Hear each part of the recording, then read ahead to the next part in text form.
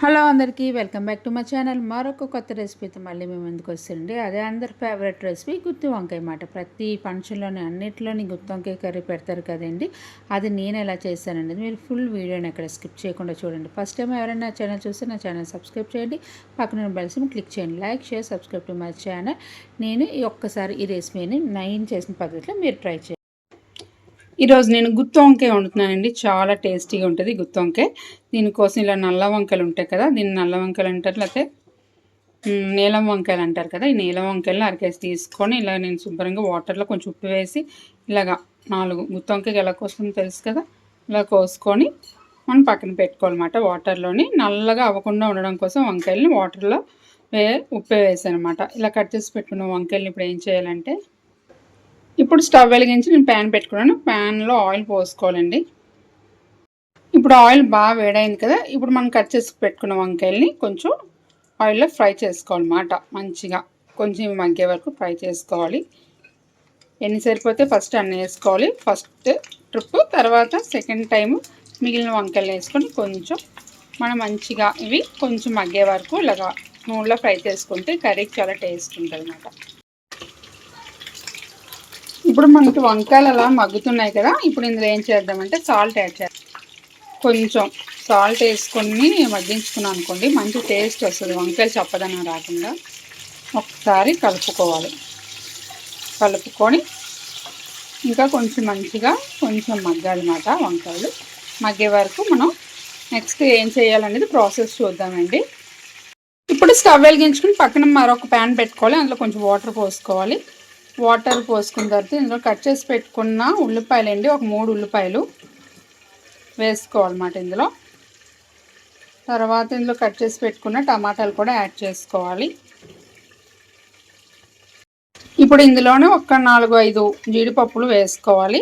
కొంచెం చిన్న కొబ్బరి ముక్కలు అండి, కొంచెమే కొబ్బరి యాడ్ చేయాలి. తర్వాత కొంచెం చిన్న అల్లం ముక్క, తర్వాత ఒక 4-5 వెల్లుల్లి రెబ్బలు, తర్వాత మనకి ఇందులోనే ఒక 3 బాదం, తర్వాత కొంచెం గసగసాలు, దోసపప్పు యాడ్ చేసుకోవాలి. ఇందులోని గసగసాలు, దోసపప్పు వేసుకుంటున్నాను.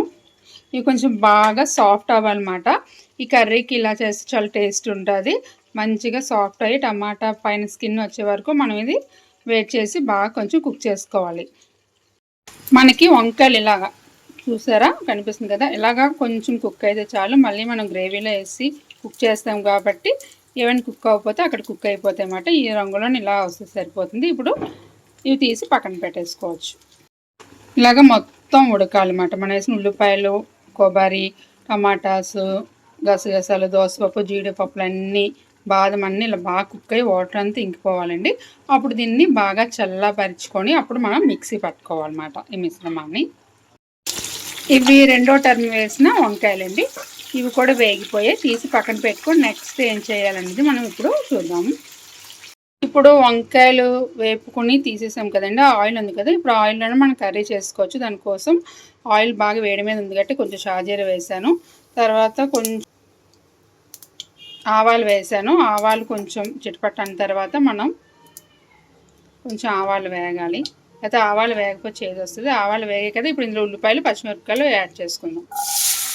ఉల్లిపాయలు, పచ్చిమిరపకాయలు వేసుకున్న తర్వాత కొంచెం కరివేపాకు యాడ్ చేసుకోవాలి. యాడ్ చేసుకొని ఒకసారి బాగా కలుపుకుందాం మనం. ఇవి బాగా వేగాలన్నమాట.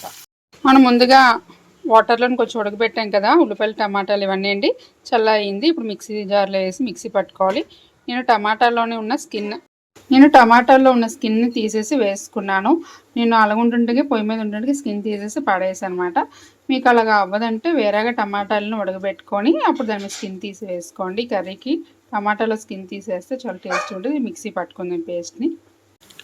ఉల్లిపాయలు ఇలాగా ఎర్రగా మంచి గోల్డెన్ కలర్లో రావాలండి. అప్పుడు మనము మిక్సీ పట్టుకున్న ప్యూరిన్ అంతటిని వేసుకొని బాగా ఉడకని. ఇప్పుడు ఇది బాగా కొంచెం మనకి ఉడకాలన్నమాట. బాగా కుక్ అయిన తర్వాత అప్పుడు మనం ముందుగా ఫ్రై చేసి పెట్టుకున్న వంకాయలను యాడ్ చేద్దాం. ఇందులో ఉప్పు, కారం ఇప్పుడు యాడ్ చేద్దామండి. ఇందులోని సాల్ట్ యాడ్ చేస్తున్నాను. 1/2 teaspoon garam masala powder, కొంచెం 1 స్పూన్ పచ్చికారం. ఇవన్నీ వేసి బాగా కలుపుకోవాలి. ఇప్పుడు ఇలా ఇది కుక్ అవుతుంది కదండి. ఇప్పుడు ఇందులోనే కొంచెం ఒక చిన్న టీ గ్లాస్ వాటర్ పోసుకోవాలి. ఎక్కువ వాటర్ వేయకండి, కొంచెం వాటర్ వేస్తే ఇది ఆల్రెడీ ఉడికిపోయింది కాబట్టి మనం ఫస్ట్ మగ్గించాము కాబట్టి కొంచెం ఇది ఉడకడానికి వాటర్ పోసుకోవాలి. ఇది బాగా కుక్ అయిన తర్వాత అప్పుడు మనం ఇందులోనే వంకాయలు యాడ్ చేయాలన్నమాట. ఇది బాగా కుక్ అవ్వడానికి టైం పడుతుంది కొంచెం. ఇది ఇలా బాగా ఉడుకుతుంది కదండి. ఇప్పుడు మనం ముందుగా నూనెలోని వేయించి పెట్టుకున్న వంకాయలు ఉన్నాయి కదా, ఈ వంకాయలని యాడ్ చేసుకోవాలి. మొత్తం అన్నీ అర కేజీ వంకాయలు యాడ్ చేసుకుంటే ఇప్పుడు గ్రేవీలు అన్నీ వంకాయలు అన్ని గ్రేవీకి బాగా పట్టుకొని గుత్తి వంకాయ కూర చాలా టేస్టీగా ఉంటుంది. ఇప్పుడు ఈ వంకాయలు కూడా కొంచెం బాగా ఇందులో గ్రేవీలను బాగా కుక్ అవుతాయి అన్నమాట. చూసారా, ఇలా బాగా కుక్ అవ్వాలన్నమాట. వంకాయలు బాగా కుక్ అయితే ఈ గ్రేవీ అన్ని వంకాయల్లోకి బాగా వెళ్తుంది. మనం బాగా కుక్ చేసుకోవాలి. మనం వేసిన ఆయిల్ అంతా ఇలా పైకి రావాలి, అప్పుడు మనకి కూర రెడీ అవుతుందండి, గుత్తి వంకాయ కూర. ఇప్పుడు ఒక చిన్న పావు టీ స్పూన్ గరం మసాలా పొడి వేస్తున్నాను. తర్వాత ఇందులో కొంచెం సన్నగా తరిగి కొట్టుకున్న కొత్తిమీర వేసుకోవాలి. వేసుకొని కలుపుకోవాలన్నమాట. మనకి కూర చాలా టేస్టీగా ఉంటుంది. చూసారా, ఇలాగా మనకి ఇలా అయితే సరిపోతుంది. కొంచెం చల్లారిన తర్వాత మొత్తం మనకి ఇంకా కొంచెం చిక్కబడుతుంది గుత్తి వంకాయ కూర. ఇలా అయితే చాలు. వంకాయ కూడా చూసారు కదా, మన నూనెలోని వేయించి వేయడం వల్ల కూడా వంకాయలు ఎక్కడ వెళ్ళలేదు, చాలా బాగా వచ్చింది. వంకాయ కూడా బాగా కుక్ అయింది. ఇప్పుడు మనం స్టవ్ కట్టేసుకోవచ్చు. ఫైనల్గా మనకి గుత్తి వంకాయ కర్రీ రెడీ అయిపోయిందండి. చూసారు కదా, నూనె ఇలాగా ఒక లేయర్ వచ్చిన వరకు వండుకుంటే మనకి చాలా టేస్టీగా ఉంటుంది. వంకాయ కూడా నూనెలో బాగా మగ్గించాం కదా, చాలా టేస్టీగా ఉంటుంది కూర. మనకి పెళ్ళిలో పెట్టిన గుత్తి వంకాయ టైప్లోనే ఉంటుంది. ఇప్పుడు మంచిగా మనం గుత్తి వంకాయని సర్వ్ చేసుకుందాం.